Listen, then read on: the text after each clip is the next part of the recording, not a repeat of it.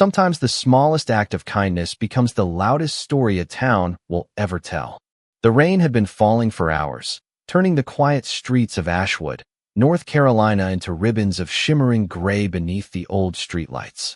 Most people had already locked their doors, pulled their curtains shut, and settled into the comfort of warm homes, grateful they weren't outside. Marcus Reed wasn't so lucky.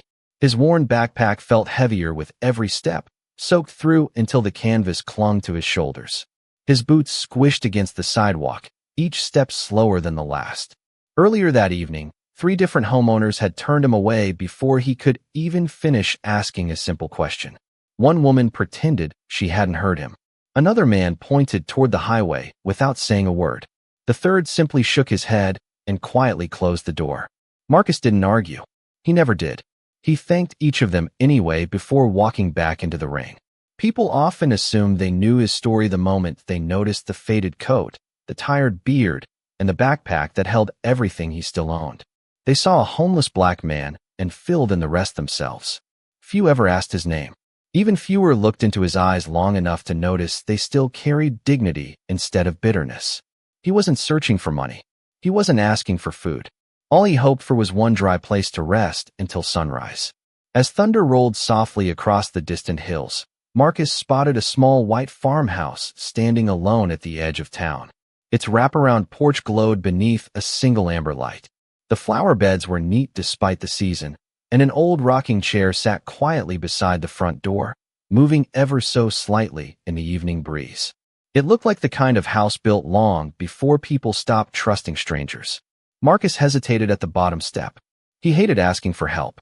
Every request felt like borrowing a piece of someone else's faith, and he knew faith was becoming harder to find. Still, the cold was beginning to creep into his bones.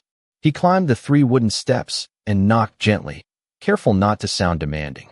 For several seconds, nothing happened. Then the porch light brightened.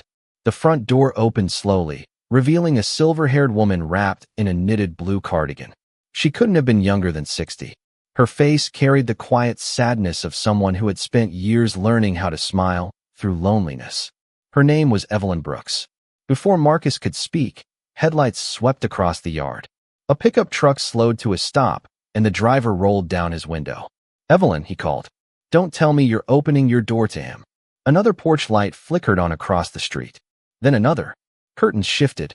Faces appeared behind windows. It took only seconds before whispers drifted through the rain. "Who's that guy? Looks homeless. She shouldn't let him stay." Marcus lowered his eyes, already taking a step backward. "I'm sorry to bother you, ma'am," he said softly. "I was only wondering if I could sleep on your porch for one night. I'll be gone before the sun comes up." The neighborhood fell strangely quiet.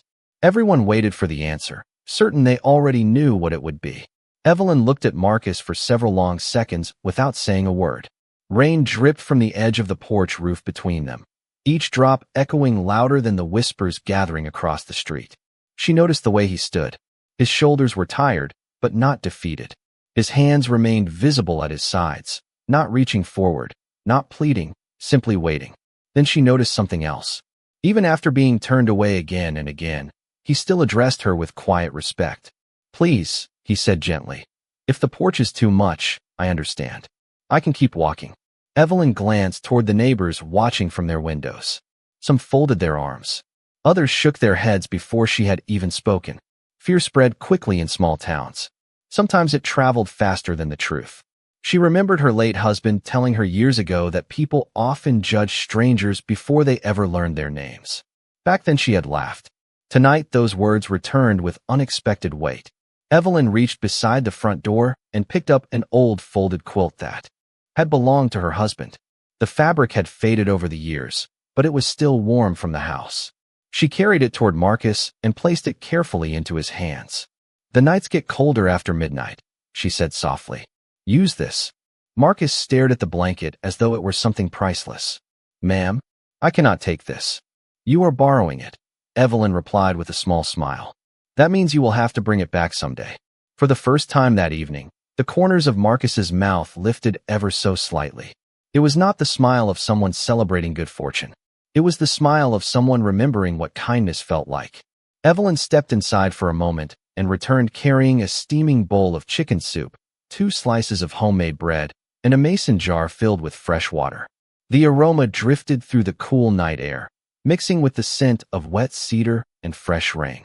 Marcus accepted the tray carefully with both hands, almost afraid he might spill even a single drop. "Thank you," he whispered. "I do not think anyone has cooked for me in a very long time." Evelyn nodded, but did not ask questions. She had learned that some stories needed time before they were ready to be told. Across the street, voices grew louder. "You are making a mistake, Evelyn. You do not know anything about that man." Another neighbor added, "People like him always come back asking for more." Marcus immediately lowered the tray onto the porch floor. "If this causes trouble, I will leave," he said.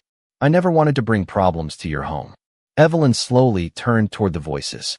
Her expression remained calm, but her answer carried the quiet certainty of someone who had lived long enough to know the difference between caution and compassion. "The only thing he asked for was a place to stay dry until morning," she said.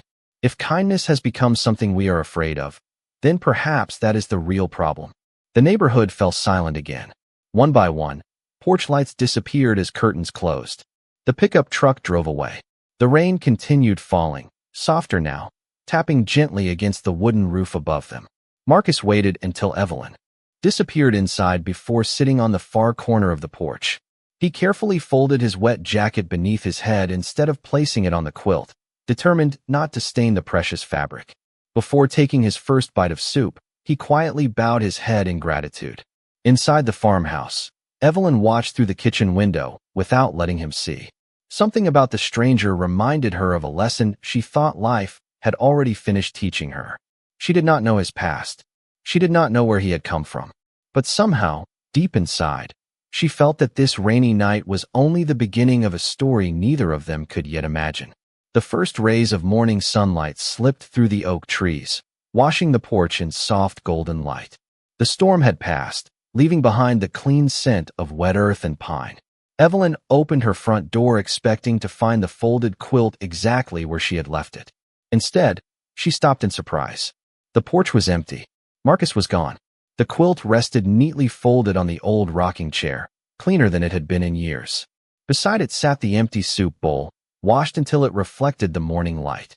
For a long moment, Evelyn simply stood there, smiling quietly to herself. Then she noticed something else. The loose porch step that had creaked beneath her feet every day for nearly 3 years no longer moved. Curious, she walked across it twice. Solid, perfectly level. She crouched down and ran her fingers along the fresh screws securing the weathered board. Whoever had repaired it knew exactly what they were doing. Marcus had never mentioned it. He had never asked permission. He had simply noticed a problem and quietly fixed it before leaving. Evelyn looked toward the empty road stretching beyond her mailbox. There was no sign of him anywhere. She whispered into the morning air, "Thank you." Across town, life returned to its familiar rhythm. Store owners unlocked their doors. Delivery trucks rolled through Main Street. Children waited for the school bus carrying oversized backpacks nearly as big as themselves. Yet conversations moved quickly from the weather to the stranger who had spent the night on Evelyn Brooks's porch. At the diner, coffee cups paused halfway to waiting lips. "I heard she let that homeless fellow stay the whole night. She was lucky nothing happened. People cannot be that trusting anymore." Sheriff Daniel Cooper listened quietly from the corner booth while stirring his coffee. He had known Evelyn for over 20 years. She rarely made reckless decisions. If she believed someone deserved a chance, there was usually a reason. Still, the sheriff made a mental note to keep an eye out for the stranger, not because he expected trouble, but because experience had taught him that people living on the streets often needed help long before they needed judgment.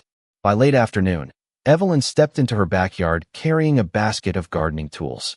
As she reached the old wooden fence separating her property from the neighboring field, she frowned. Several fence posts leaned dangerously after months of heavy rain. She sighed softly. Hiring someone to repair them would cost more than she could comfortably afford. Her retirement income covered only the essentials, and every unexpected repair forced another difficult choice. She set the basket down and measured one broken post with her eyes before deciding it would have to wait another month. The following morning, she stepped outside carrying birdseed for the feeders hanging beneath the maple tree. Halfway across the yard, she stopped walking. Her eyes widened. Every damaged fence post stood perfectly straight. Fresh boards had replaced the cracked ones. New nails gleamed in the early sunlight, each driven cleanly into place with remarkable precision.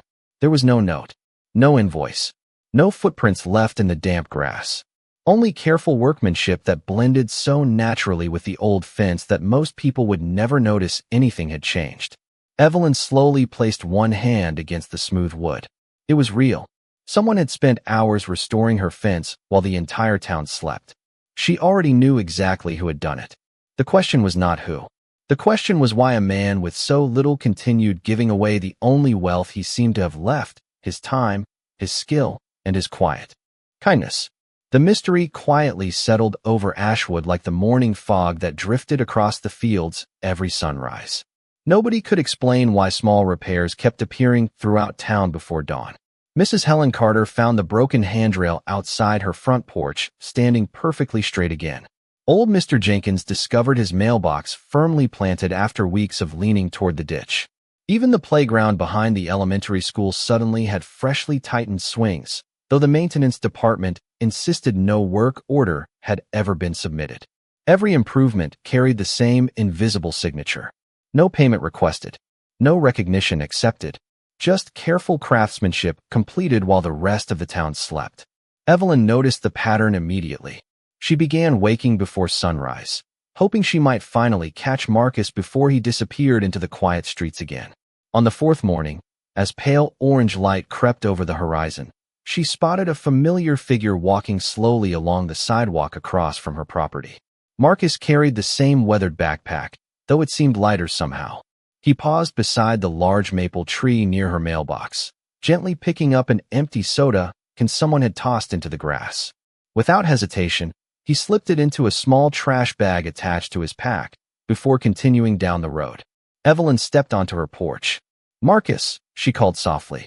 He stopped instantly, turning with the same respectful expression she remembered from the rainy night.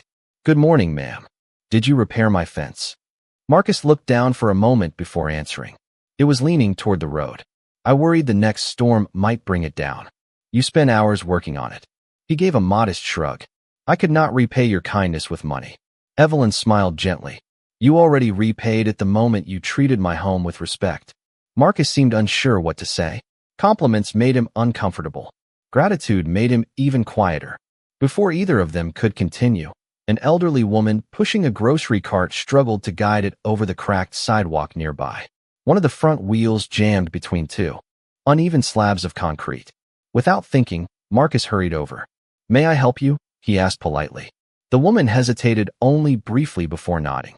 Within seconds, Marcus carefully lifted the front of the cart, guided it safely over the damaged pavement, and continued walking beside her until she reached the curb. She thanked him warmly before disappearing toward her apartment building. Marcus simply smiled and returned to Evelyn's yard as though nothing unusual had happened. Evelyn watched him with growing curiosity. "You always notice what other people need," she observed. Marcus looked toward the quiet street stretching through town. "Sometimes people need help without realizing they asked for it."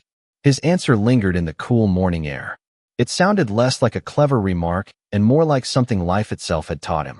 At that very moment, a passing pickup truck slowed. The driver glanced toward Marcus, recognized him, and quietly accelerated without offering a greeting. Marcus pretended not to notice, but Evelyn did. She saw the familiar weight settle briefly across his face before he straightened his shoulders once again. Judgment had become something he carried as naturally as his backpack. Yet somehow it had not stolen his gentleness. As Marcus adjusted one worn shoulder strap, a small metallic object slipped from the side pocket of his backpack and landed softly in the grass. Neither of them noticed it at first. The morning breeze rustled the maple leaves overhead, while sunlight reflected off the weathered bronze surface resting near Evelyn's feet. When she finally bent down to pick it up, her fingers froze. It was an old firefighter service medal, scratched by time, but still bearing a name engraved with remarkable clarity. Marcus Reed. Evelyn stared at the medal, and a memory buried deep inside her heart suddenly began pushing its way back into the light. Marcus noticed the medal missing the moment Evelyn looked down at it. His expression changed almost imperceptibly, not with fear, but with quiet resignation. as though he had spent years hoping that piece of metal would remain forgotten. He stepped forward slowly and held out his hand. "Thank you, ma'am," he said gently. "I did not realize it had fallen out." But Evelyn did not place it back into his palm right away. Her eyes remained fixed on the engraved letters. Marcus Reed. The name stirred something buried beneath 12 years of grief. She looked from the metal to the man standing before her. Searching his face for an answer she was not even certain she wanted to find. "Were you a firefighter?" she asked softly. Marcus hesitated. The morning breeze carried the scent of fresh-cut grass across the yard, while birds sang from the maple branches above them. Everything around them seemed peaceful, yet the silence between them grew unexpectedly heavy. Finally, Marcus nodded once. "A long time ago." Evelyn swallowed carefully. "Did you ever serve in Raleigh?" Marcus's eyes lifted, surprised. "Yes, ma'am." "Station 12. Another pause. "Yes." Evelyn's fingers tightened around the metal. Images flashed through her mind with startling clarity.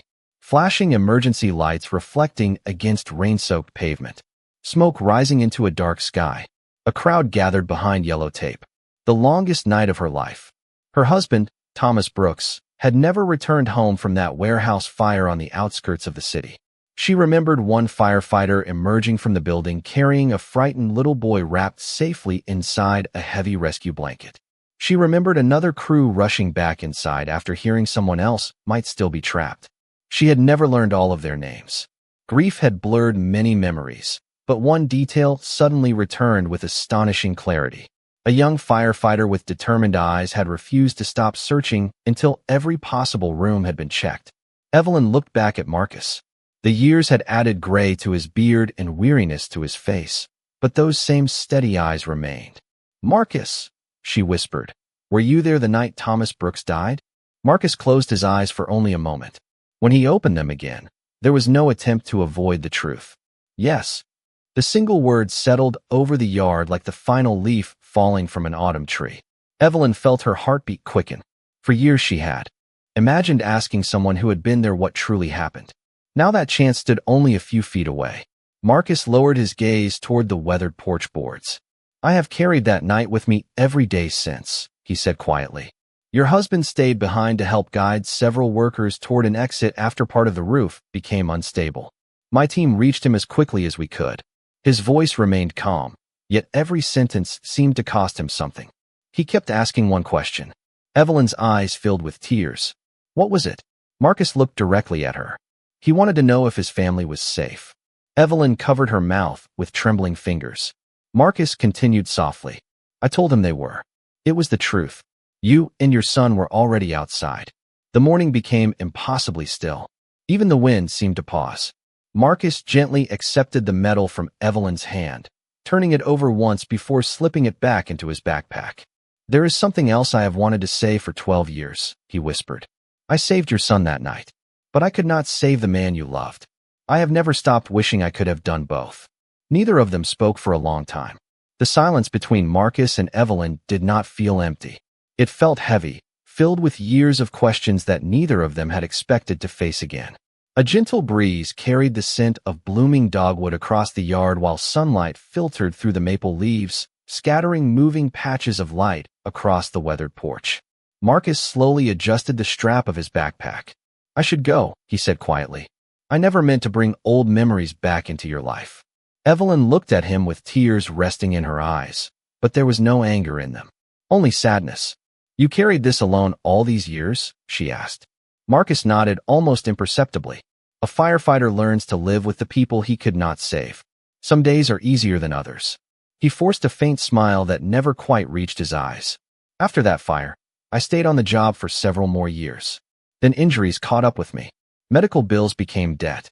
Debt became lost work. One bad season became another. Eventually, I stopped counting how many places I had slept." Evelyn listened without interrupting. She noticed that Marcus never blamed anyone. Not his former employer. Not the economy. Not strangers who looked past him every day. Even now, he spoke with quiet dignity instead of resentment. "I am sorry," she whispered. Marcus gently shook his head. "Please do not be sorry for me. There are people carrying burdens much heavier than mine." Evelyn stared at him in disbelief. Here stood a man who had lost nearly everything, yet he still measured his own hardships against the needs of others. The realization settled deeply into her heart.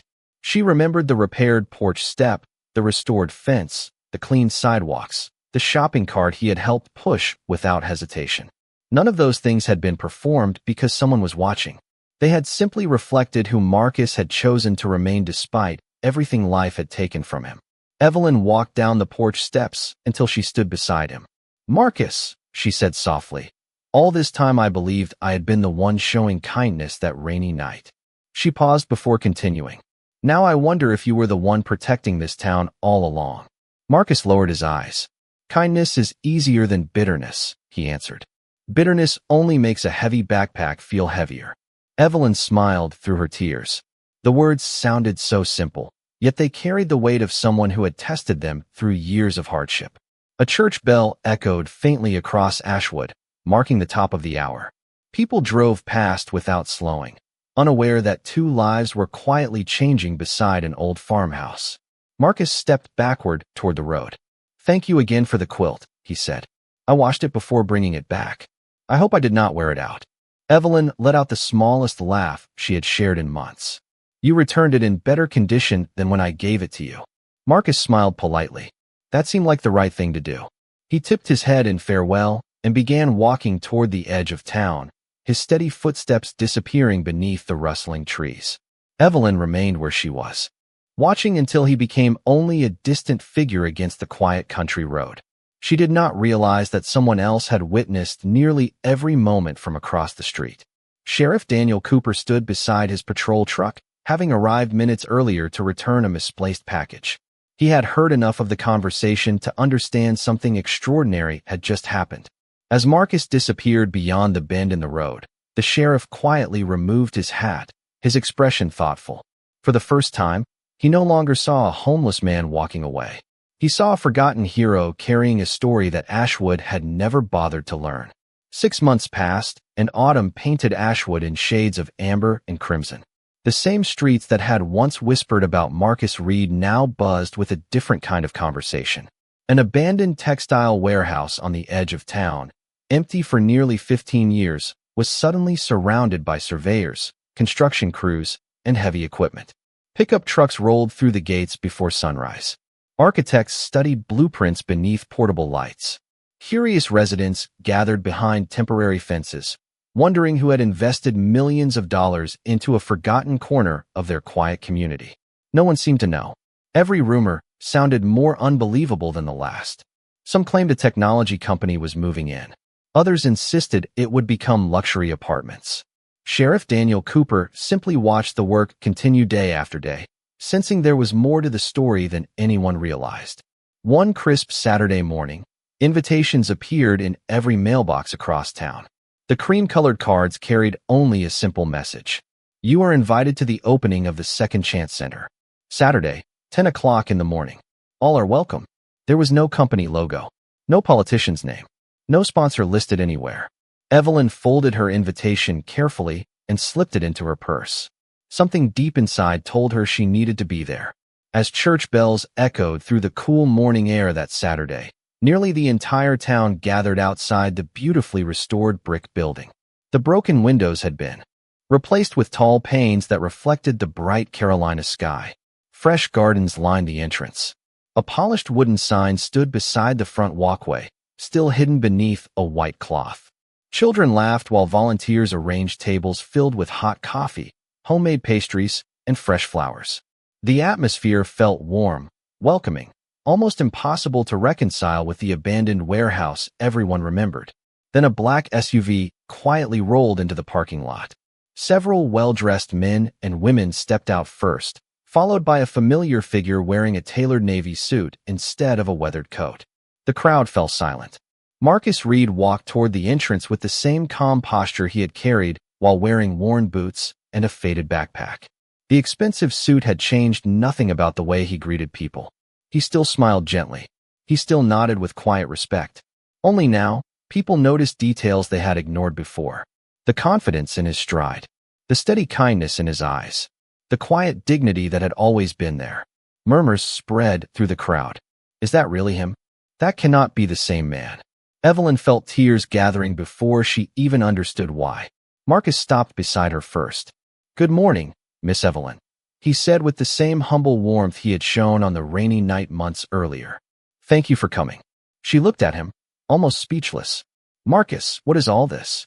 Before he could answer, another voice called from the front entrance. "Ladies and gentlemen, thank you for being here." A distinguished older woman stepped onto the small stage. She introduced herself as Rebecca Lawson, director of the National Heroes Recovery Foundation. She smiled toward Marcus before addressing the crowd. 6 months ago, one remarkable man accepted our invitation to lead the largest community restoration project our organization has ever funded. He asked for only one condition: build it in the town that once gave him one night of kindness. A stunned silence settled across Ashwood. Rebecca continued, "Every dollar invested here honors a firefighter who spent his career protecting strangers, then quietly spent years protecting this town without asking for recognition." Today, Marcus Reed finally comes home, not as someone seeking shelter, but as the executive director of the Second Chance Center, a place where every person will be seen before they are judged. Even before the applause began, Evelyn realized the greatest miracle was not that Marcus had returned with success. It was that kindness had come full circle and transformed an entire town. The applause lasted far longer than anyone expected, but Marcus seemed almost uncomfortable standing in the center of it. He waited patiently until the crowd grew quiet again before stepping to the microphone. The autumn breeze tugged gently at the leaves overhead as sunlight reflected across the polished glass entrance behind him. For a moment, he simply looked at the faces filling the courtyard. Some had welcomed him. Many had not. Yet he carried no trace of resentment. 6 months ago, he began softly. "I arrived in Ashwood with one backpack, one blanket borrowed from a kind woman, and nowhere else to go." His voice was calm, steady, and warm enough that even the children near the back stopped whispering. "Most people never knew my story, and I never expected them to. Sometimes life changes faster than people can understand. Sometimes good people simply become invisible." A deep silence settled across the gathering. Marcus continued, "What changed my life was not a large donation. It was not a famous person. It was not luck. It was one woman who looked beyond my circumstances long enough to see another human being." He turned toward Evelyn, who stood quietly near the front row, her eyes already shining with tears. "Miss Evelyn, you gave me one dry place to sleep. You offered me soup before asking questions. You trusted my character before knowing my history. You reminded me that dignity can survive even the hardest seasons when someone chooses compassion over fear." Evelyn lowered her head, overcome with emotion. Marcus smiled gently before looking back toward the crowd. "Many people believe kindness is expensive. It is not. Sometimes it costs nothing more than listening before judging." Rebecca Lawson stepped forward carrying a polished wooden box. She handed Marcus a brass key attached to a simple leather tag. "Would you do the honors?" she asked. Marcus accepted it, then surprised everyone by turning immediately toward Evelyn. "This building exists because of your decision that rainy night," he said. "I cannot open it without you." He placed the key into her trembling hands. The crowd watched as Evelyn slowly walked to the front entrance. She paused for a moment, took a deep breath, and unlocked the doors. Warm light spilled across the front steps as they opened together. Inside, visitors saw bright classrooms, comfortable sleeping rooms, counseling offices, a community kitchen, and workshops filled with tools for job training.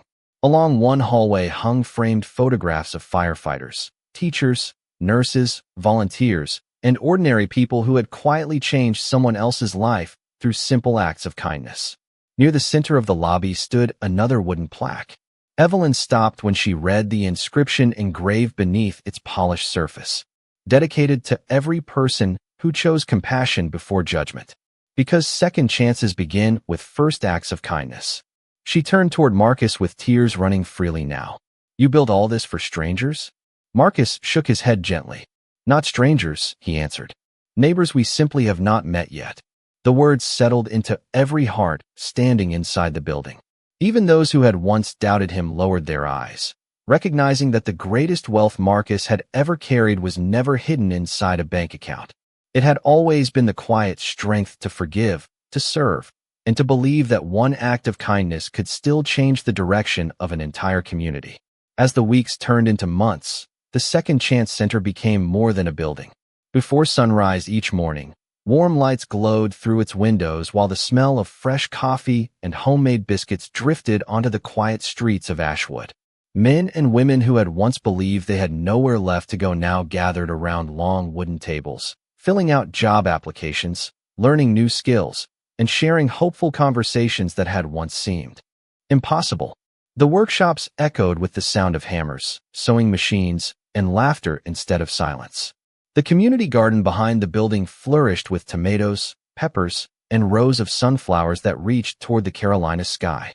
Volunteers worked beside former residents, not because they had to, but because everyone understood that dignity grows stronger when it is shared. Marcus never moved into a large office. Instead, he chose the small desk near the front entrance where he could greet every person who walked through the doors. He remembered every name. He listened before speaking. He never asked anyone how they had failed. He only asked what future they hoped to build next. Sheriff Daniel Cooper often stopped by with donated supplies. Mrs. Helen Carter organized weekly dinners. Mr. Jenkins volunteered to teach woodworking classes. Even neighbors who had once watched Marcus with suspicion now stood beside him, quietly repairing homes for elderly residents across town every Saturday morning. One cool evening, nearly a year after the rainy night that had changed everything, Marcus finished locking the front doors of the center. The streets were calm beneath a sky filled with bright stars. As he turned toward the parking lot, he noticed a young man sitting alone on the front steps with a worn backpack resting beside him. His clothes were clean but tired. His eyes carried the same exhaustion Marcus remembered seeing in his own reflection years earlier. The young man stood quickly. "Sir," he said nervously, "I heard this place helps people. I do not need much.